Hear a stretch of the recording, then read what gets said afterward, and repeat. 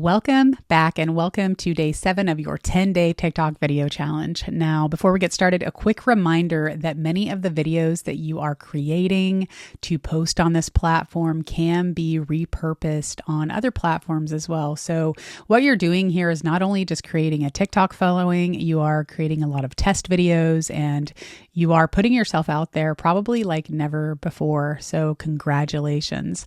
So the first thing I want to talk to you about is all of these videos that you have created. I've had you create multiple videos because you are testing a ton of different formats and you are testing a ton of different hooks probably and delivery systems. And you'll be able to review your videos and figure out which ones are giving you the most benefit to what your goals are for your specific business or your specific purpose. So for example, you may be really wanting to gain followers right now. Here's a reminder that followers do not mean sales, right? Followers are vanity metrics and you really don't need that many followers to have good sales and to make a good living and to make really good income. I've seen people with millions of followers make very little money, and I've seen people with very few followers, like 1,000 or less, make really good money. So your followers do not determine your amount of income. So if your goal for whatever reason is to get followers, maybe you're an influencer and you see that that's a benefit for you, you'll be able to look through the videos that you've created so far and see which videos have gained you the most followers. So it's my belief and my experience that a really good hook gives you the most followers. And then from there, people will kind of determine whether or not they want to, stay along for the ride or not after they see additional videos. But that's just an example. And secondly, if your goal is sales, you'll be able to look at the videos and see which ones are converting into sales. You'll be able to look at your videos and see which ones are creating the most engagement. So that's why you've created so much, is because you can't possibly see this through. You can't possibly know what type of video is doing what until you have so much out there. And then you look back and you say, oh, wow, these videos are giving me the sales. These videos are giving me engagement, etc. And then you can be very precise and then you can be very intentional with the videos that you create forward. But since we are still in the 10-day challenge, you're really just gaining a lot of information so that as you move forward into your TikTok video or video creation for social media, you have a lot of really good information. Now, I want to share with you a little bit of what we do here in the online marketing world when it comes to creating really good videos, and that is a ton of testing.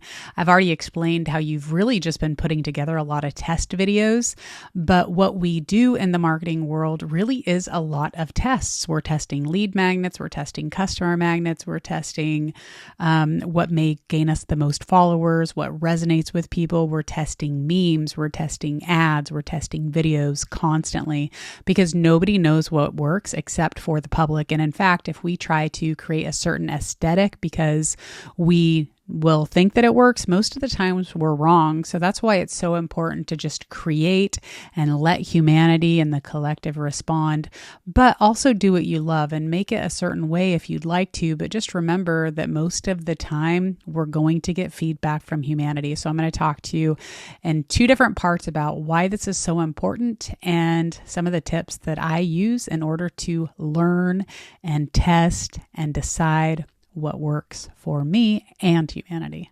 One of the things that I do with all of the content that I create is I post it and then I review all of the analytics and I find out what converted followers, sales, likes, engagement, the metrics that I want, etc. I really do look deep into this and then I file these videos in what I call the winners folders. You will probably hear many marketers talk about the winners folders, and these are the ones that performed really well, because if they perform well with a organic audience or a paid audience, there's a really good chance that they are going to perform in other places as well, like ads, and if you vice versa, organic versus paid.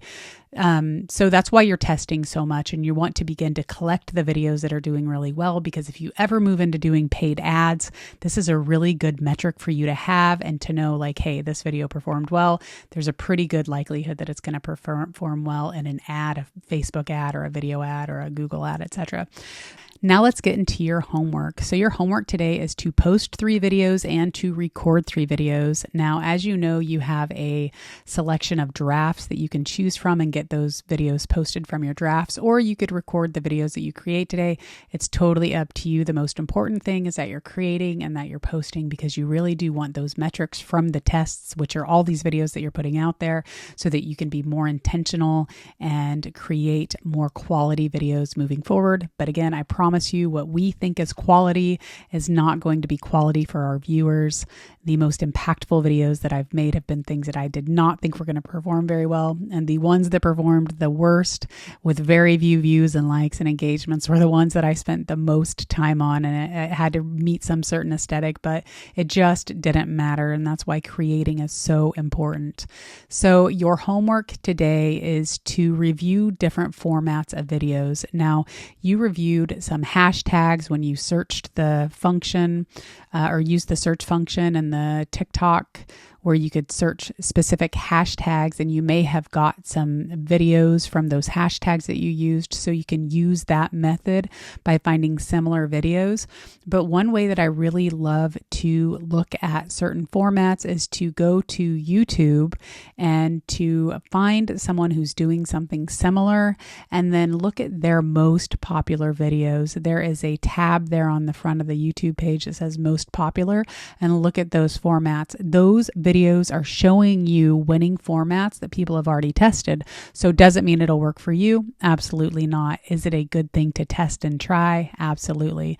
So your goal today is to record 3 videos with interesting formats. They can all be different. They can all be the same. It doesn't matter, but just make sure that it appeals to you and make sure that it's something that you are in alignment with, because the more aligned that you are with it, then the more synchronistic that it is that you're giving that format a try. So pause the video and review your formats and write down 3 that you like. This can be the hook. This can be the text on the screen. This can be the delivery, how they delivered the information. It can be how the video ended, what they mentioned. You will start to see the different formats available to you the more you kind of dive in and look at other people that are doing something similar to you, and pull three or 4 of those out and really just give them a try. So come back after you have done your research, and I will give you my last tip for today, and we'll close out today's session. So by now you have created so many different types of videos with different types of hooks, from how to, did you know, you've shared your story, and you can continue to try different hooks. I really love looking through videos that I scroll across and listen to the hook and take note, like a mental note of, oh, that grabbed my attention, or a visual hook and say, oh, that grabbed my attention. And maybe just keep an idea book as to things that are worth trying, because you really never know which one is going to be the winner for you, or which group of videos are going to be the winner for you, the ones that are performing no matter what. And that's part of what you're learning. But I want to share with you one of my biggest content tips when it comes to where I get my content and how I am sharing valuable content is I get this content from my clients. So when I have sessions with clients, or I have one-on-ones, or I have group sessions, I'm always paying attention to what my client is struggling with, and I'm keeping a mental note of this, because if they are struggling with it, then there's a really good chance that other people are struggling with it too. So this helps me to share what I do, because I can empathize and I can sympathize, and I can say, hey, I know that this is a problem for you, just like I know that soulpreneurs have a really hard time putting themselves out there after an extended hermit phase. So that's just one thing that some of my clients are still going through. I know that individuals like you have a hard time stepping into a confident space when you're learning and doing and applying all at the same time. So I've gone through this myself. I've gone through all of the struggles that I talk about, and my clients remind me of the struggles that they have. And if I haven't experienced it, then I'm able to share with other people, and it really does help. So I get so much of my content from working with people. So my best tip today, I'm going to tell you, is to work with people. The more people that you work with, the more confident that you get. The more that you do something, the more confident that you get. The more you record these videos and post these videos, the more confident that you'll get.